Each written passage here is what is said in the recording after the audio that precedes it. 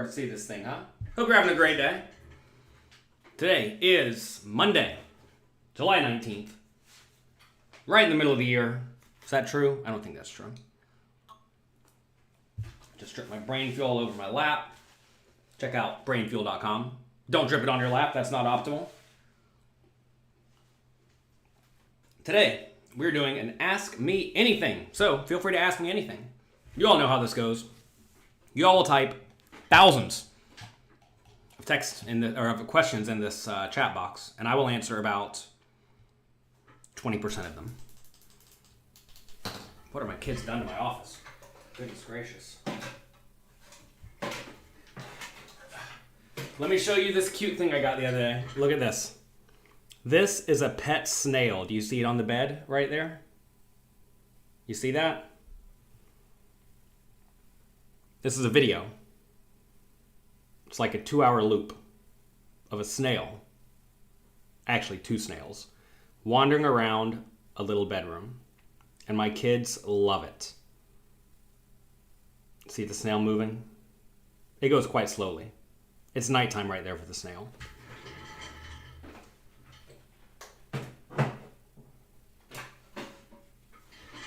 Thomas comes and checks on that snail at least 5 times per day.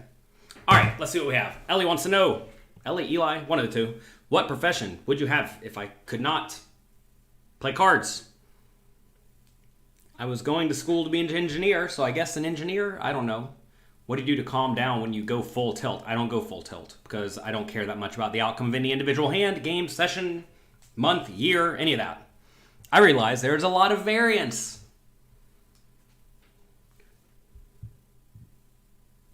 Why are the full ring charts and 6 max charts very different? Owen, read the instructions on the charts. The full ring charts are adjusted substantially for live poker against weak players. The 6 max charts are for playing game theory optimal in an online game where presumably there is a reasonable rake and no ante. So, if your opponents are loose, splashy, playing all sorts of garbage, you get to play a substantially wider range yourself. But if your opponents are all going to play perfectly, you in turn kind of have to play just good, tight, aggressive poker. Would you rather live 100 years? Wait, would you rather live to 100 years or live to 500 years? Oh, I'd rather live to 500 years. I'm not bored. There's a lot to do. If a player is showing their cards by accident, do you tell them? The answer is yes. You should tell them the first time. And if you're nice, you should tell them the second time. After that, it's on them. Dennis says you like the content. Good. If you all enjoy this, click like, click subscribe. How's it going? It's going great. I played a home game poker tournament the other day. It was a lot of fun. I have a video coming out on YouTube at some point of the ride there. Me and a few other well-known people in the poker community took a ride there. We played the game. It was a lot of fun. And I lost in the tournament, won in the cash game. Drank about a gallon of Cabernet. So we're still recovering. Yeah, lap fuel, haha. Is that a digital picture frame? This is called that thing's called, what's it called? An infinite object. Check out infinite objects. You can probably just search it. It's basically a digital frame, except for you cannot change the image on it, and it's cute, minimalistic, etc. Since the big blind, should you change your big blind defense to be wider because the big blind posts the ante now? No. It does not matter how the money gets in the pot. Once the money's in the pot, it is no longer yours. It's the exact same thing as if the button put in the ante, or if everybody put in 1/10 of the ante and there were 10 people at the table. The big blind ante effectively changes nothing unless you're getting very shallow stacked, in which case like from the earlier positions, you may have to shove a little bit wider because if you don't want to be putting in 1 big blind out of your, let's say, 7 big blinds dead, right? So you do need to shove a little bit wider when you're shallow from the earlier positions because you know you're about to lose some of your stack. Also, the rule of your casino is very relevant if you get shallow stacked. In some places, they make your big blind go into the ante first. In some places, it goes into the big blind first, and that changes things a little bit too. But it's not that big of a deal, really. But a lot of people make this error of defending wider from the big blind because they put in the big blind ante, but it doesn't matter. It's the exact same thing as if there was, everybody put in 1/10 or 1/8 of the ante, and there you go. That said, it actually is making a lot of people defend with slightly more correct ranges pre-flop. Corrector? Slightly better ranges pre-flop. So be aware of that. People aren't going to fold quite as often because that's their money in the pot. They have to defend their money. But a lot of these people just play too weak and passive post-flop. If you're going to be defending the big blind wide, as you should be battling kind of hard. Okay?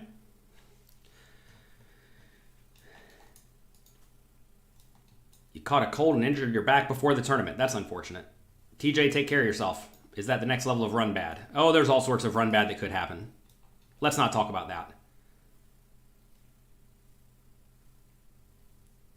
You struggle to beat the small stakes.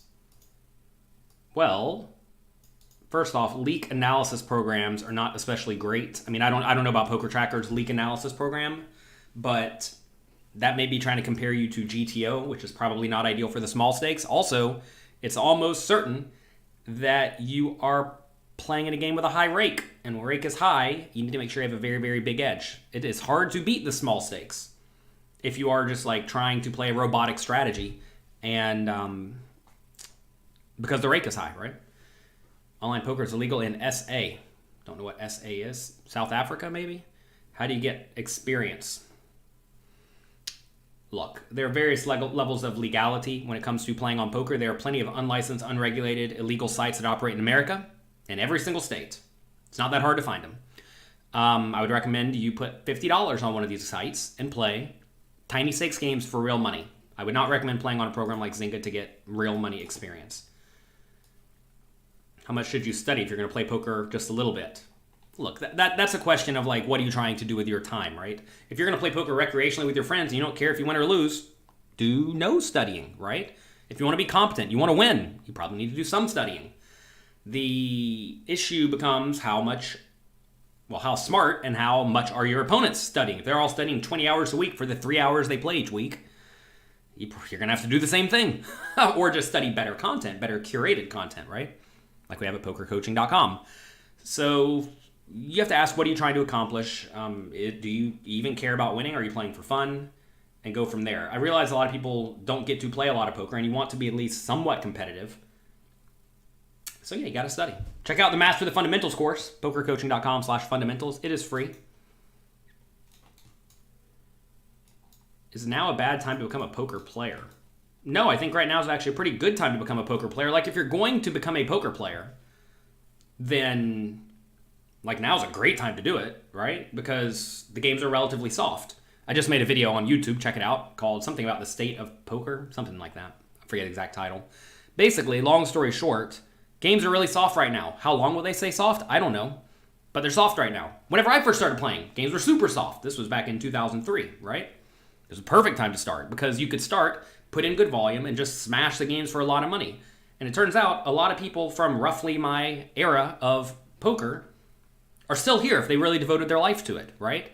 And that's not because I'm the best poker player in the world, or even they're the best poker players in the world. But it turns out when you get a big head start in terms of bankroll, that makes it way easier to succeed. If you dump $300,000 on someone and say, all right, go, compared to someone who started a few years later and they started with, let's say, $20,000, it's probably going to be way easier for the $300,000 person to survive because they can screw up a lot. I've screwed up a lot. And there's been plenty of times where if I did not have that extra $300K that I started with, I probably would have ended up broke, or at least would have had to move down substantially and, slow down the upwards trajectory, the inevitable upwards trajectory. Turns out having a big bankroll gives you plenty of time to experiment, learn, etc. And now is a great time to grind up some money. Is there a video about different types of tournaments? So really, the various types of tournaments don't even matter all that much. For example, if you play a six-handed tournament, what's the difference? Pretend like the first three players aren't there. If you're playing a mystery bounty tournament, figure out the value of the bounties. See the bounty structure or bounty course in my tournament masterclass. It's good to go. It's probably worth whatever it is, half of a starting stack. Whether or not it's big or little, it's random, right? What else is there? Turbo tournament doesn't make a difference. You're just playing your stack depth, etc. Which is better for spin and goes, GTO Plus or PioSolver? I know PioSolver well, and it should work perfectly because there are no payout implications in spin and goes, unless you spin a big one. How many hands per volume? How many hands per week is considered volume? Depends on what you're trying to do, right? Why are some casinos, hotels short on dealers? Well, I don't know about this, but I'm going to speculate here, and I could be very wrong about this. When COVID happened, every casino closed, right? Okay, every casino closed. I got to presume dealer schools and all that closed too. Okay, fine. So dealers are all out of work for 2, 3, 4, 5 months, whatever it was. And some dealers, like in the Northeast, a lot of them still can't even go and play. Like, there are no tournaments in the Northeast right now, if you've been paying attention, of Northeast America. So all these people who used to be dealers no longer have a job. What are they going to do? What do you expect people to do if they're out of a job? Sit and cry about it? No! They're going to go get another job, right? So a lot of dealers probably went out and got another job. Maybe some of them decided, I like that job way better. Then they're not going to become a dealer anymore, right? Also, seeing the potential for casinos to close in such a time may make you a little skittish working at a casino if you care about having consistent income, right? And I mean, like, it's not like dealers were getting rich already anyway, right? So if you have a job where maybe they're just going to sporadically close the casinos, and who knows what's going to happen with random Delta variant and whatever else there is, who knows, right? Casinos could easily be closed again. So if that's the case, you really want to quit your job that apparently you can still work at, or maybe you can work from home, whatever, to go be a dealer again when that job may close. It's like may not be wise. I mean, look, I don't know. Like, this is just pure speculation, but I know if they made me not be able to work for 6 months or something, I'm going to go get a job. Gotta feed my family, Again, volume question. This is just like purely up to you, Jason. Like, whatever you're trying to do, man. More is better, typically. Low stakes cash game. What do I do with marginal hands like King Jack offsuit? In small stakes games against weak players, I raise. What's a good quantity for sit and goes to have safe results? Depends on your win rate, right? As your win rate goes up, number you have to put in actually goes down, because you'll just, like, if you have a bad run, instead of going upwards, you'll go like break even, right? I used to play like 3,000 a month, like a 5 or 10% ROI somewhere in there, and it was plenty. I would lose 2 months out of the year, win all the rest. Why be going to the World Series? Yes, probably just the main event. How do you stay so nice and positive? You see so much negative energy everywhere. I don't worry about things that don't impact me so much. I don't worry about things that are completely out of my control. I don't worry about things that I cannot change. The thing is, a lot of people care about a lot of things. That's going to sound bad. I don't care about a whole lot of things. The things I care about immensely. And I have made a point to make sure the things I care about are well within my circle of influence, right? Like my family, for example. I care about my family, right? I have a high amount of influence on my wife and kids, right? I don't care about things that are completely out of my influence. I mean, I care about them, but I'm not going to let them run my life, right? For example, say someone's cheating at poker, let's just say. I realize that if I'm not playing with that person really does not impact me whatsoever. So all I can do is tell my students, watch out for this person, watch out for this scheme, whatever that scheme is, because other people could replicate it, and be smart about it, right? I'm not going to go around just being angry and bitter and mad because that person cheated and maybe got away with it or whatever, right? I can't do anything about that. So protect yourself before you wreck yourself and move on with your life productively. And I don't know, man. It's tough. You just have to, why would I not be positive? Life's great. Get to sit around all day, playing poker, talking about poker, helping people learn to enjoy their game of choice better. Why would I not be happy, right? But that said, even you got to realize things aren't always going to go your way. I've played plenty of gambling games, and sometimes they go well, sometimes they don't. And life is a whole lot more like a gambling game than it is like a game like chess, where you have a lot of control over it. What's that GPI award? This award back here is for Poker Personality of the Year. Would you believe it or not, you all claim you like my personality, and you voted for me. Thank you. There'll be another vote coming up, and for the next Global Poker Awards, I have to presume. Should we try to win again? Would I get your vote? I will say, there are a lot of people out there that make great content who are great personalities. I do my best to always provide high value, educational, beneficial, useful content. And I try to be consistent. Not very many people in most content creation spaces are consistent, especially when they don't make much money from the content. You know how much money I'm going to make from this show today? $0.0, okay? How many people want to wake up 9 a.m. on Monday and do a show for $0.0? To be fair. Maybe one of you will buy a book or sign up to Pokercoaching, so maybe I make $100. Whatever. How many people are going to wake up and do this every single Monday when they're not busy playing a giant poker tournament? Not a lot, right? And I think people appreciate that. How many people are going to put out 5 YouTube videos per week, even when they are busy playing giant poker tournaments? Not a lot, right? This is on top of running a giant training site that puts out multiple videos and quizzes every day. So it's like, most people just don't show up and do the work. So that's why I got the award, because I show up and do the work, I think. And because some of you like me. Should move in stakes where people respect your raises. Come on. You should always play against players who are worse than you. If you're trying to build a bankroll from scratch today, what game would I recommend? Oh, that's a tough one. In reality, what I would probably recommend if you had literally like no money is I'd recommend you learn how to play sit and goes. And I would play 9-handed or 6-handed sit and goes at small stakes, where rake is like 5% or less, or maybe 8% or less. You'll probably be able to beat those for 5 or 10% return on investment if you're decent and good, and don't have to be all that good to beat the small stakes. Fine. Get to where you can win at like 5% return on investment. That will allow you to turn $50 into $1,000 within a few months. Okay, now you got $1,000. Now you probably want to continue playing sit and goes, but also branch out into multi-table tournaments, because multi-table tournaments are also quite soft at the small stakes, and you will have already studied sit and goes a decent amount, and you'll know how to play final table structures at least okay, right? So when you do make a deep run, you'll be fine. When you are playing tournaments, play small field tournaments. Don't be playing 20,000 person tournaments, because nobody wins those. Well, 1 in 20,000. Not a lot, right?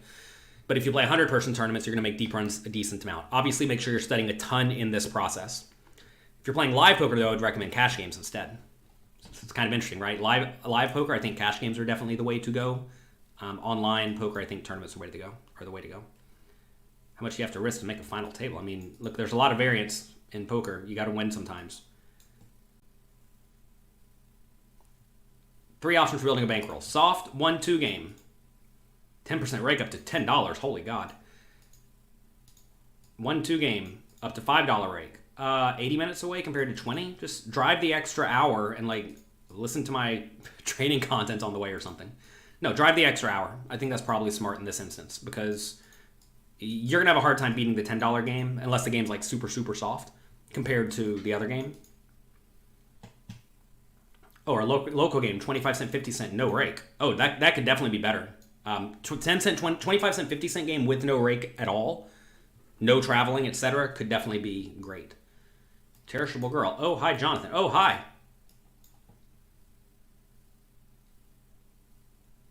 Stop spamming all caps, says Nightbot. Look at Nightbot. Throwing down the banhammer. Do you prefer cash or tournaments? I like mixing it up. Is PokerStars the hardest site? Probably. PokerStars is the hardest site because the bad players on that site have had the longest amount of time to figure that out. Do I recommend intermediate fasting? Probably not. I don't know. I'm not a nutritionist. That said, you do want to make sure you have consistent energy throughout the day. Whatever that means for you. Experiment, figure it out. I found Brain Fuel. Can you even see that? Look at that bright yellow color. Brain Fuel works great for me. I used to drink a lot of coffee. Now I drink 1 coffee cup per day. 1 coffee cup. 1 cup of coffee per day and Brain Fuel. 1 Brain Fuel. I'm good to go. 17 big blinds per 100, says Nigel at 5 cent, 10 cent. Good job, good work. Am I going to the World Series this year? Yes. Just for the main event and the events after that. Is GTO play really applicable? Look, you always need to learn, for any game, what do my opponents do incorrectly? Incorrectly compared to what? Compared to GTO. So if your opponents are doing something incorrectly compared to GTO, but you are unaware of what GTO even is, how are you going to know if they're doing something incorrectly? because they're obviously bad and losing. I mean, I guess that's like a very simplistic way to look at it. But if you know what they're doing wrong, you can then use the solver, the game theory optimal solver, to figure out what you should do as an adjustment. This is what all the best players in the world do at the high stakes. You think they're all playing straight GTO? No.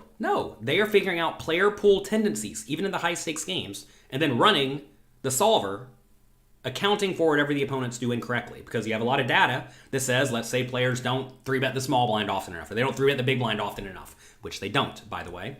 If the big blind does not 3-bet often enough, you know what you do? They just 3-bet a little bit less often. You know what you do from late position? You raise a lot more. You raise a whole lot more if you're never going to get 3-bet or rarely going to get 3-bet. So then you run the solver accordingly, right? You get post-flop with wider ranges, et cetera, et cetera, et cetera.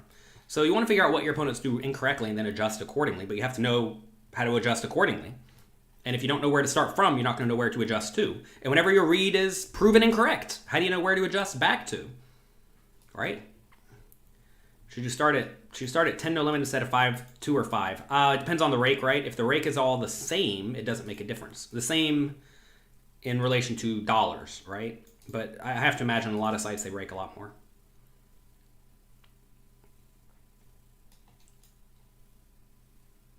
I have of the poker books on my shelf, do I have any that I'm particularly impressed with? And others that I don't rate highly. I had a lot of books I don't rate highly. I threw them in the garbage.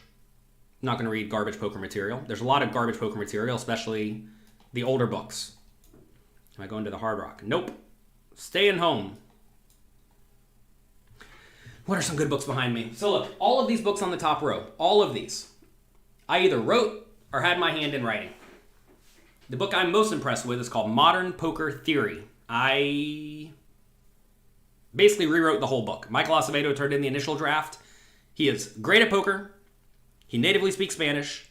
His English is pretty good, but not perfect. So I went through and I rewrote the whole book. I didn't change any of the content. I made it clean and easy to read. It took me, I don't even know, 200 hours. I got paid $0.0 for that as well. Just a service for the poker community, you know? Modern Poker Theory is great. Here it is. Yep, Modern Poker Theory. Good, solid book. Michael Acevedo, good world-class player. Poker coaching coach. Check him out. What else do we have? Mastering Mixed Games by Dylan Lindy. Good, solid guide to get you into mixed games. Good, solid book. I did light editing on that one. What else do we have? I don't actually have a lot of poker books down here. All right, here's a weird one. Poker and Pop Culture by Martin Harris. This is just a list of like every instance of poker in mainstream pop culture. It's a cool book, right? If you like that kind of thing.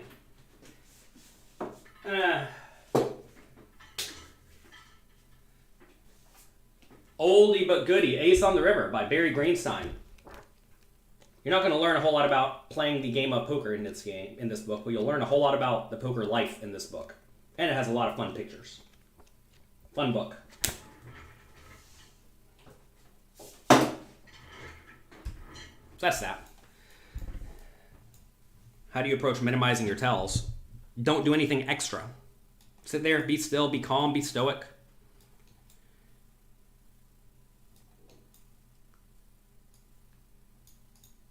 You've got raise first in situations seem like what you should practice next. So Logan, if you're just trying to get good at poker, figure out what you're good at. And once you figure out what you're good at, move on to something else. But like, you have to play all these spots all the time. So you want to make sure you're studying everything. I mean, it sounds kind of tough, but nail down pre-flop, learn to play the flop, learn to play the turn, learn to play the river. I tried to set this up easily in my tournament masterclass and cash game masterclass.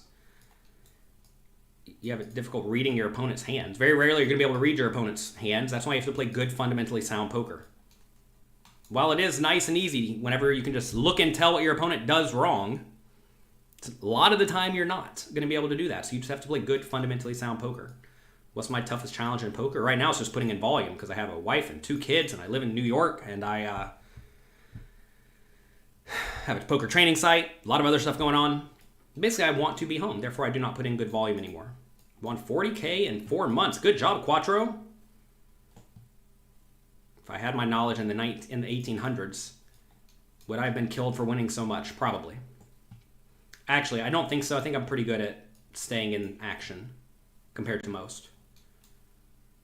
How do you keep your bankroll safe? Don't be a degenerate gambler. I have always been super nitty with my bankroll. Why? Because I always knew that I wanted to be able to eat and have a roof over my head. So why would I goof off if that's going to risk me not having a roof over my head? Seems pretty dumb, right? Top 5 NFT collections. I've gone head deep into NFT collections recently. I don't really know. I think Meebits are probably good. I don't know. Everything's kind of frothy right now, right? When everything's kind of high, you probably shouldn't be buying it. I think there's a lot of like one-of-one art stuff. You can look at my OpenSea profile. Search Jonathan Little OpenSea. One word, OpenSea. It'll come up. You can see some of the one-of-one stuff I got. I think that stuff's probably going to be good long-term. Everything's long-term. You have to realize whenever you're buying anything that's somewhat illiquid, you have to realize you're not trying to just flip it, right? I mean, I think some stuff is just probably solid buys, like Meebits, CryptoPunks. But like these are expensive things, right? Like what are cheap ones? I don't know. It's tough with the cheap ones. I would not be buying Bored Apes. I sold a dog this morning for 3 Ethereum. That was good. I ended up with like 5 apes and 7 dogs, and I'm like, I don't want the dogs. Now I'm down to 2 apes. They bought all my apes and they left me with like 4 or 5 or 6 dogs. What's the best book to start with for GTO? Mastering Small Stakes No Limit Hold'em. That's the book for you. Which is better, Excelling or Secrets for someone playing tournaments? Look, if you are not already a pretty good poker player, check out Secrets to Professional Tournament Poker. This is the book for you if you're not already crushing the games, if you're not already beating the game solidly. Once you've gone through this book, then you can expand to the Excelling series. The Excelling series. I'm like, is that right over there behind it? Excelling at Tough No Limit Hold'em games and Excelling at No Limit Hold'em. They're similar enough books. This is the guide, right? Whereas the other is more of like extra content to discuss a lot more of the corner cases or interesting spots. First things first is to get good at the guide. Open at 2.5, 100% of the time. Is that okay? Well, not with 100% of hands, but when you raise, sure. Unless there are limpers in front of you. How much poker do I play per month now? I go and play live poker tournaments for about 1 or 2 weeks per month. Check out my video blog, youtube.com/pokercoaching. We just got back from Vegas. I played the High Roller Series for about 2 weeks. That went well enough.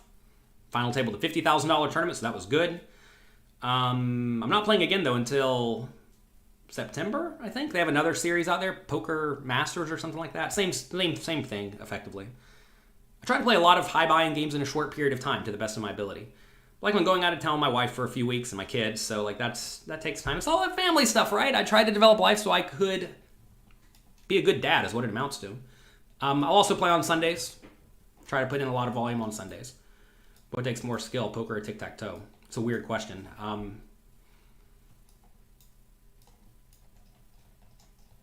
Is tic-tac-toe the right answer? If you're not skilled at tic-tac-toe, you lose every time, right?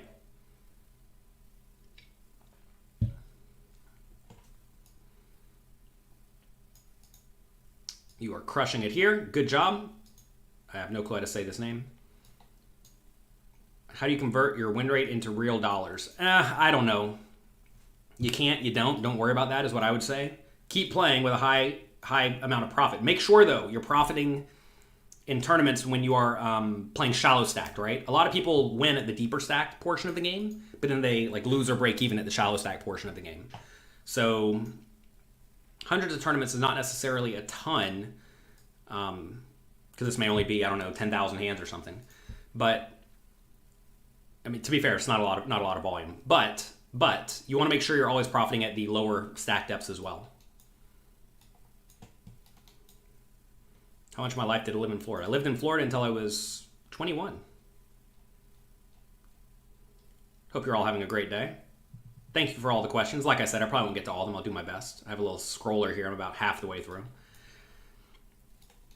With the middle position, late position raiser, you hear about squeezing from the small blind. Is squeezing from the big blind a thing? Sure. Look at the GTO preflop charts. We have those at pokercoaching.com in the tools section.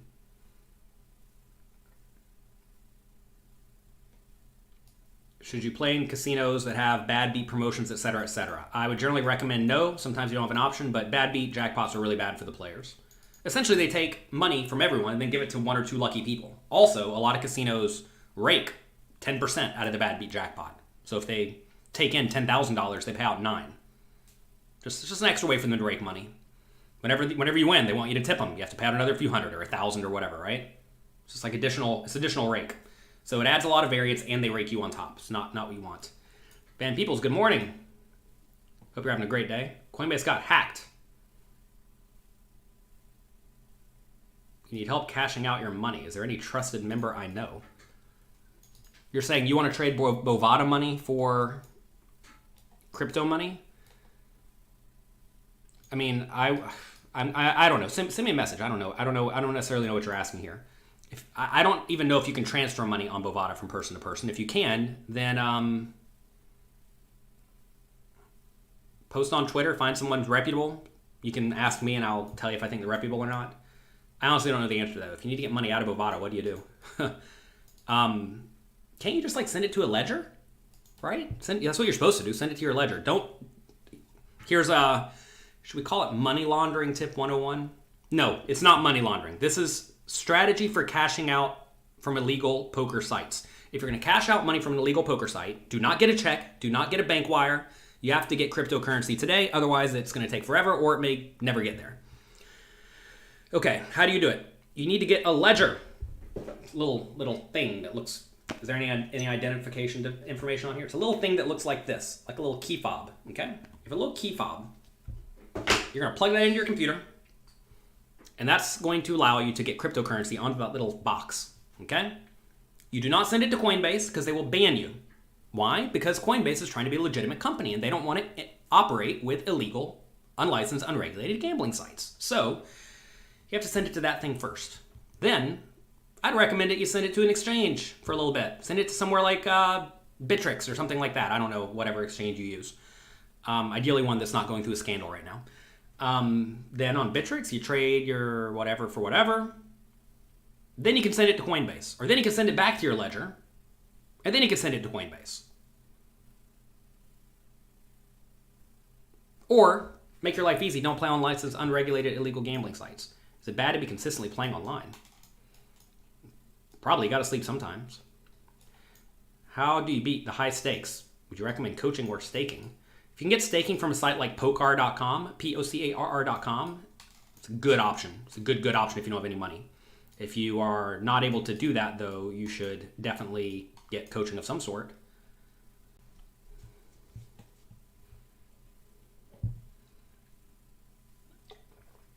I have passion and determination. I do my best. I just don't mind the work is what it really amounts to. I like poker. I like all of you. I like helping all of you. Am I determined? I don't know if I'm determined. I mean, this is more of I try to do the job, right? I guess I was always taught, do your job well if you're going to do it, right? Be careful on hyper sit and goes. Sure. I got to become Mike Sexton's friend. I did indeed. Here's another good book. Life's a Gamble by Mike Sexton. Check it out. Mike Sexton's no longer with us. He was the poker ambassador. Good, solid book. Gave me a nice signed copy. Also has lots of pictures in here. Yeah? Picture book with Mike Sexton. Did you all know that he was in the military? Did you all know he was a gymnast? Look at him being a gymnast right there. Sicko. Yeah? Did you know he's a dancer? Fun book. Life's a Gamble. That book would not have got made if I did not pester Mike Sexton about 15 times over the course of 2 or 3 years. But finally he did it, and it was great. You have $100 to do cash games for the first time. Should you play online or on the casino? Andy, in reality, if you actually want to get good at poker and have any chance of long-term success, you should play tiny stakes online. 1 cent, 2 cent. You'll buy in for like $2. And with $100, that gives you plenty of time to play. And if you lose all that money, which could happen, realize you got a ton of experience. If you do $2 buying games online, 1 cent, 2 cent, that $100 will last you a long time. It'll get you a lot of experience. Realize you're almost like paying for experience at that point. If you take $100 to the casino, smallest game is $1, $2, something like that. It could be gone in a hand, right? So if you're looking to just like degen and try to run hot, I guess the casino. But if you're looking to give yourself a real chance to try to succeed, then definitely online.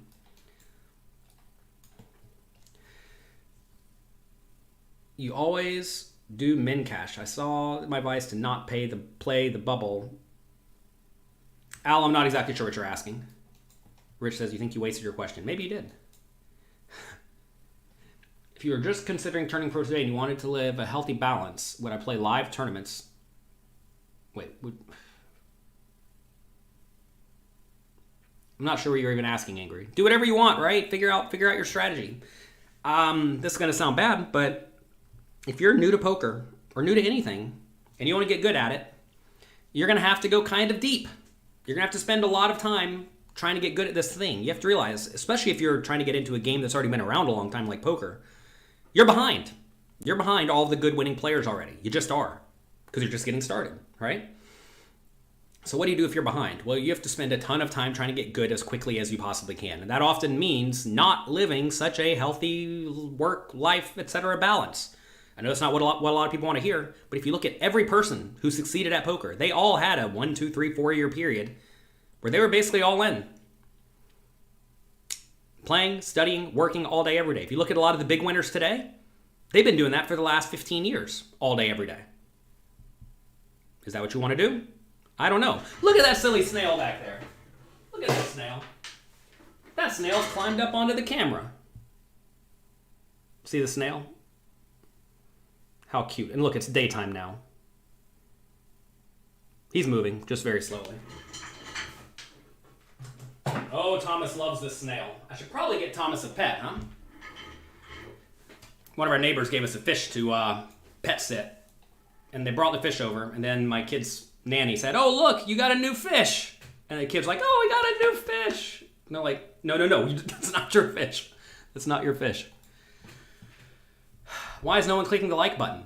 Well, I guess they don't like the show. If you all like the show, please click like, please click subscribe. I would appreciate it. Click the notification bell. Notification bell is shockingly powerful right now because no one clicks it. So if you can get people to click that notification bell, Google, YouTube, whoever owns this thing, knows that people really like the show. If you're trying to go pro, how much of your bankroll should you put into your bank account to live off of? Tyler, that's the other thing a lot of people don't want to discuss. They think they're supposed to be cashing out money from their bankroll.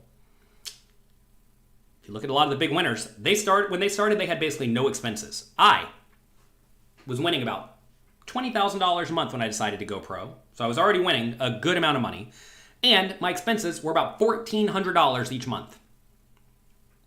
Basically nothing. I know a lot of people aren't in that spot. I get it.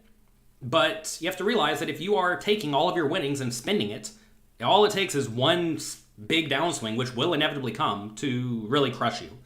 So my first poker teacher, a guy named Bill Seymour, he's still around. You can find him on Facebook.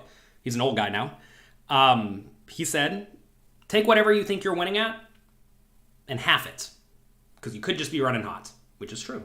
Then take whatever that amount is and half it again. That's about how much you should use to live off of. And the other half, you use that to consistently grow your bankroll. So if you live as if you're making about a fourth of as much money as you actually are, / plan to continue making because you're putting in a ton of volume if you're trying to go pro, right? Then you're going to have a hard time ever going broke. It turns out he's right. So I was making $20,000 a month. In theory, I could have spent $5,000 a month. I was spending about $1,500 because I'm like, hey, I don't need it. I'm not trying to go broke. And I want to consistently move up as fast as I can. It turns out if you move up quickly, you just make more money. You want to get to the high stakes games as quick as you reasonably can in an organic way by just like growing your bankroll, right? And if you spend your money every month, it's not going to work out. Imagine you make $10,000 a month and you spend 8 of it. You grow your bankroll by $2,000 each month. It's like nothing. Effectively, it's like effectively nothing. But if you spend as if you're making $2,000 a month, you grow it by 8. Double your bankroll in 1 month. What do you mean when I talk about range connectivity? How well does the opponent's range connect with the board, and are the hands they should continue with kind of obvious? Or decently strong in people's minds? Like say you raise under the gun and big blind calls and it comes king, queen, jack.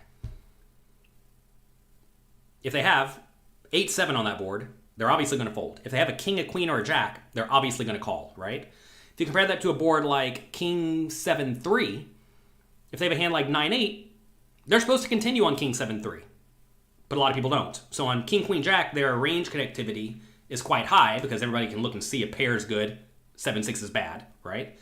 And on King 8-3, a lot of the time people cannot necessarily see that. What's the best site to play on? Licensed, legal, regulated ones. You got PioSolver. Any tips? Check out youtube.com. Also, check out the Poker Coaching Discord.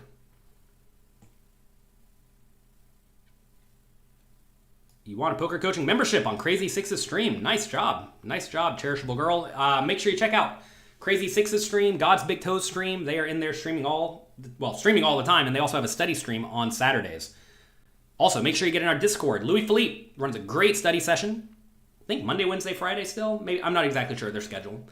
So check that out. Also, Just GTO's in the Discord a lot. He just won a bracelet the other day. Just GTO, Poker Coaching Coach. He helps me with getting together a lot of content. He won $250,000 in his first World Series of Poker bracelet the other day in a $5,000 buy-in online tournament. So shout out to him for crushing that. He's been grinding hard, playing all the big games. Hasn't really ran hot deep. Like he was a chip leader in like the Venetian 3500 or something the other day and just ran bad. I was there. He got it in with what do you have? He has sixes against King Jack and King Jack. He lost. How do you mix study and play? I would recommend you take things like my tournament masterclass or the quizzes at Poker Coaching and you go through them for about an hour per day. I don't think you need to binge it. I think if you go through about an hour per day, after a month of that, you will have gone through most of it, right? So take your time. Take your time and study some. Don't go overboard. Hey, Louis Philippe in the chat. Hello. How often do I drink Brain Fuel? Monday to Friday, 1 bottle. That's how often I drink it. At 9 a.m., like we are doing right here. Should you use a heads-up display? Yes. Your question here, should you pay attention to your opponents? Should you pay attention to your opponents when you're playing poker? Well, the answer is yes. You should pay attention to your opponents. Will you make more money if you play multiple small stakes games or one high stakes game? Well, it depends. So multiple small stakes games just gets you in more volume, right? So I would definitely recommend more volume. Also, you need a smaller bankroll because you're playing smaller games. What is wrong with older poker books? Well, first off, a lot of people who wrote poker books a long time ago were good at poker a long time ago, not so good at poker today. It's a big problem. Also, the books back in the day, almost all of them were written from an exploitative point of view. Good example of this, TJ Cloutier's book. TJ Cloutier used to crush the games, right? His book gave advice like, if you raise with ace-king and someone re-raises you, just fold. Obviously, that's laughable today, but it could have actually been good advice back in the day. Probably not, but could have been, right? And the book's filled with stuff like that. Like, sometimes be super insane, sometimes be super nitty. Just doesn't apply. It literally does not apply. So you don't really want to be reading stuff that just does not apply. Also, a lot of books back in the day were written not from the point of view of No Limit Hold'em. They were written from the point of view of Deuces 7 single draw and Raz, right? Which is just like straight up not applicable. It's kind of applicable, but not really. You'd rather just get good applicable content, right? Anyway, there's other various issues, but I mean, those are the main issues. You also have to be careful with any poker content because you don't actually have to be good at poker to make poker content, which is why you want to get content from people who are successful at poker, right? Turns out, it's going to sound bad, a lot of people who are good at poker don't want to sit down and write a book. They just don't. Because it takes a lot of work. Why did I do it? Because it is surprisingly easy for me to write a book. That 500-page book right there, Secrets of Professional Tournament Poker, took me, 2 months. 2 months of good hard work, which for most people would take a long time. Why am I so quick at it? I don't know. I've been helping people for a long time. It turns out it's pretty easy for me personally to get thoughts out of my head onto a page in a good readable manner that doesn't take a ton of editing to fix. Experience, I guess. Experience and practice. Anyway, that's that. Is it possible to build a career playing poker in India? Sure. There are a lot of good Indian poker players.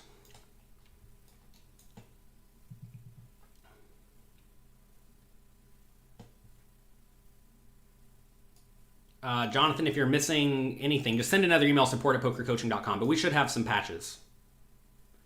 before I became a winning player. To be fair, Josh, I was kind of lucky that I was a winning player close to right off the bat because I was playing Limit Hold'em back in the day because that was the only game they had.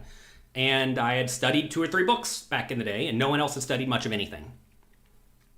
Like, for example, should you read a Limit Hold'em book today to beat No Limit Hold'em? Obviously not, right? It's completely useless. So, I had studied, and my opponents had not. I found a game I could beat, and I played it a lot. And then as I moved up, like, I struggled sometimes as I moved up higher and higher. But, that's okay. How do you ask a question outside of these videos? Post it on Discord or send us an email, support@pokercoaching.com. What was it like being such a boss? It's good. In New York, did I rent or buy? We bought, because we're a boss. Oh, goodness. Is a new book a written version of the Tournament Masterclass? It is similar but different. How do I handle downswings? I just don't care that much. I keep a big bankroll, and I play in games that I can beat, and I play them a lot. Is that the most recent book? Yes. Secrets of Professional Tournament Poker. The Essential Guide is the new book. Goodness gracious, all these comments. I have to get going soon. How many people have I blocked on Twitter? I don't block a whole lot of people unless they're just like legitimate scammers or hardcore shills for illegal gambling sites. Then I'll block them because I don't need that in my life. How do you deal with anxiety while playing? So look, I don't really have anxiety problems so much. I get the idea that sometimes you go there, you're excited. I know, I feel excitement and I feel nervousness, but I don't necessarily feel anxiety. This is going to sound crazy. I know for a fact there's like one time where I feel anxious. It's going to sound really dumb to most of you. Maybe not if you have anxiety problems. Whenever I have to read something out loud on the fly, or just read it even in my head on the fly, quickly, and I'm not prepared to do it, I get anxiety. Remember, who was it? I was with some poker players, like, here, read this thing on his phone, and I couldn't read the thing. I don't know why. So something I'm supposed to read in like half a second, I couldn't do it. Weird, I know. I've written all these books, can't read. I was actually really bad at reading out loud. That was always something that gave me immense anxiety as a kid in school. Like, I remember in social studies class, they make you read like a page out loud. I was so bad at it. Funny enough, when I was in 3rd grade, they had one day per week where you would, if you were, I guess they called you a gifted kid, smart kid. They thought I was smart enough. It's probably barely qualified. They would send you to a different school, like I don't know, you'd study like different stuff like the rainforest and geometry when you're in 3rd grade, right? Clearly, 3rd grader Jonathan Little did not understand geometry or the rainforest. Anyway, the day that you went was the day that they did a lot of reading practice at school. So, in all of 3rd grade, all the other kids learned to read. I did not learn to read. And I still don't read especially well. It's not something to be proud of. It's a big embarrassment. But I get anxiety whenever I have to read out loud. When I'm unprepared for it. Like, I can sit down and read my audiobooks pretty well. But to be fair, I've been reading audiobooks for a long time. The first audiobook I read took me like 80 hours. And it was like a 200-page book. Now, I have to go read this new Secrets book later this week on Friday, actually. And it'll probably take me only like 25 hours. And it's twice as long, right? Because you get practice and you get better at it. But I get the idea that you feel anxiety sometimes. How do you deal with it? Do your best to be fully prepared, right? Biological conditioning is definitely a thing. I used to play trumpet in the band, and I was a good trumpet player, and I had to play solos, like by myself, right? In front of everybody. That's a little nerve-wracking. And for some reason, the band director demanded to give me solos to play that I could not play. I physically could not do it. I was not good enough. Practiced my butt off, couldn't do it. So inevitably, you fail a lot. And it's kind of like poker where you fail X percentage of the time. Sometimes a lot, sometimes a little. But I understood I will fail X percentage of the time. And that's okay. And at the end of the day, no one actually cares. Worst case, they laugh at Jonathan for screwing up again. And eventually, after failing and succeeding, some portion of the time, you realize that I don't actually have a lot of control over this. I'm going to prepare a lot ahead of time, do my absolute best. For example, whenever you go play a trumpet, if you eat a bunch of bananas before you go play, your lips will not swell up naturally due to playing the trumpet quite as much. So I would eat my 10 bananas before every trumpet solo. I would do everything I could to give myself a reasonable edge to do well, right?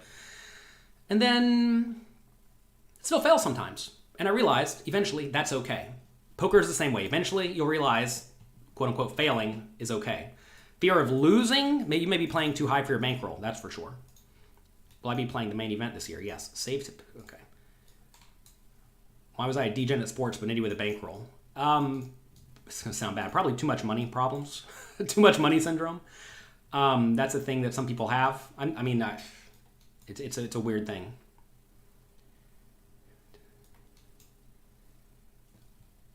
All right. So look, I realize you all are spamming me to death here, so I'm gonna skip to the bottom. Sorry. Let's see. Monday, Wednesday, Friday for Louis Philippe's homework, or Louis Philippe's study sessions. There you go. Monday, Wednesday, Friday, 10 a.m. Nightbot really does not like all capital letters, that's for sure. What's the most profitable form of poker right now? No Limit Texas Hold'em. A lot of people think it's like PLO or mixed games. The problem is those games are really slow. And games like PLO have a ton of variance. Do I have a vaccine? I've been given a lot of vaccines throughout my life, including 2 shots of the COVID vaccine. What type of MTT should you target? Soft ones.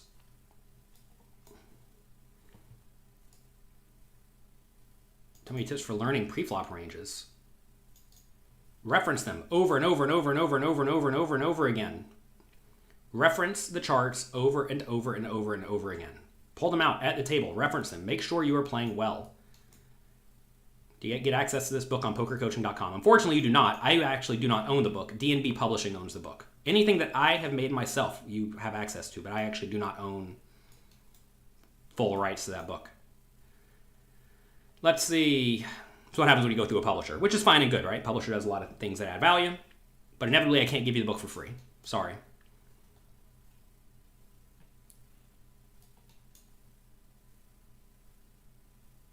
Let's see.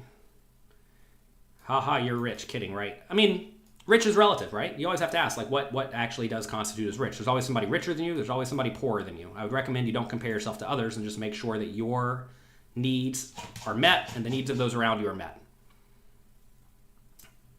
Any tips for bluffing in real life? Exact same tips as bluffing online. Figure out how to play good, fundamentally sound poker, and then bluff accordingly. We're going to be talking about that in the Poker Coaching webinar that's starting in 8 minutes. So I have to go soon.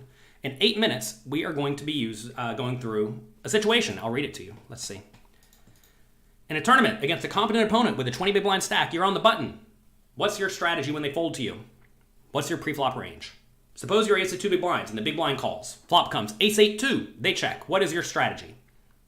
How do you play your entire range on ace 8-2? Spoiler alert, you bet everything. Suppose you bet 3.5 big blinds and the big blind calls. Turns a queen of hearts. What is your strategy? This is where a lot of people screwed up. Ace 8-2 queen. If you think about the opponent's range here, they have almost no ace-x because they shove it all pre-flop. Therefore, queen's actually really good for you because their range is mostly 8s and 2s. Your range has a lot of like queen jack, queen 10, stuff like that just improves, and that's good enough to go for value. Suppose you bet 3 big blinds and your opponent calls. River's the 9. Ace 8-2 queen 9. What's your strategy? Is a queen good enough to value shove the river? Do you make the error of going all in on the turn? Etc., etc., etc. Anyway, that's coming up in 5 minutes if you're a Poker Coaching member. Check it out, pokercoaching.com. How many tournaments did I try before I cashed? I cashed my first tournament and I cashed my second tournament, and I thought poker was going to be the easiest thing in the world. And then I went on a $150,000 downswing. Rightfully so. What do I expect a GTO player would win at 100 Zoom? I don't know. 2, 3, 4 big blinds per 100? Something like that, maybe. Do I consider using charts cheating? It's cheating if it's against the terms and conditions of whatever place you are playing at. If it's not against the rules, then it's not cheating. It's tough. It's tough. People have ideas of ethics, right? Like what is ethical and what is not ethical. But ethics are very subjective to some extent. Like some things are very black and white, like don't kill people, right? You probably shouldn't go around killing people. Unless you're in a war, I guess, then it becomes fine and good and celebrated. You know what I'm saying? Like it's weird, right? Like what ethics are very funny. So anyway, ethics are a weird one. But is it unethical to use charts at the table if the site does not forbid it? And I would just say no, right? Anyway. Don't break the rules of your site. We have it very clearly listed on our charts. Do not break the terms and conditions of your site. Make sure you know them. Some sites will, some sites make it very clear that you cannot use charts. Some sites say you can do whatever you want. Some sites will say you can use charts or say nothing, and then if you use them, they'll ban you anyway, without telling you you can't do it. Some sites will ban you if you just speak poorly about them on the internet.